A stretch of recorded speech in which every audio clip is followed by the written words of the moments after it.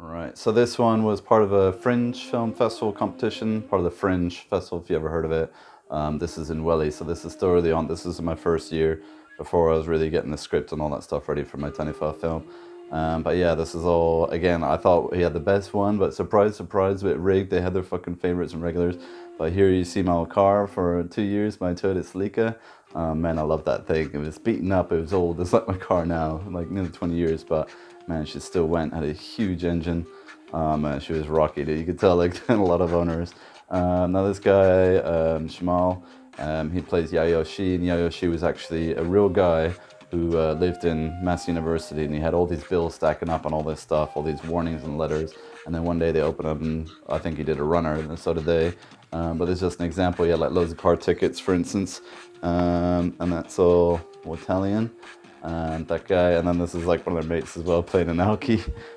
Some of this took some tweaking and a few takes, but there's Johnny, hacky sack champion New Zealand at the time. Don't know if he still is, but in the extended cut we got the two sort of champions in New Zealand, the beatbox champion and the hacky sack, or footbag it was now, champion of the world. And there was a little cameo from Blanket Man, or Bucket Man, one of them. Possibly a Blanket Man, yeah, because Bucket Man was dead. So there are celebrities in Wellington. This guy actually had a MySpace page that someone made for him. I gave him a cigarette once, just tried to chat to him, see what it was like, but he was mad. You know, he didn't even speak properly. But there, yeah, bought that no junk mail thing specifically for this, because, you know, it was called Junkmail, and like everybody hates junk mail, right? That's why it's called Junkmail.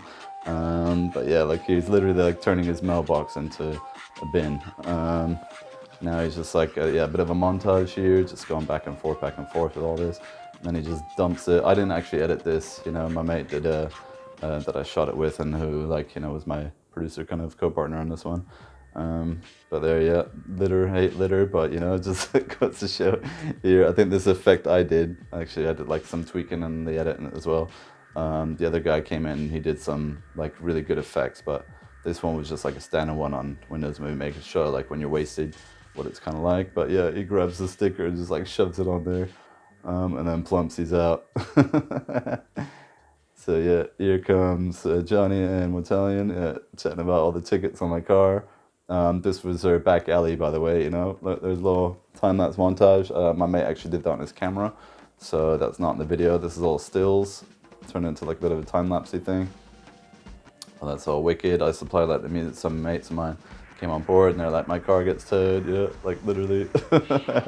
Once I did get towed for the first time and only time in New Zealand, man, that sucked. All right, $200.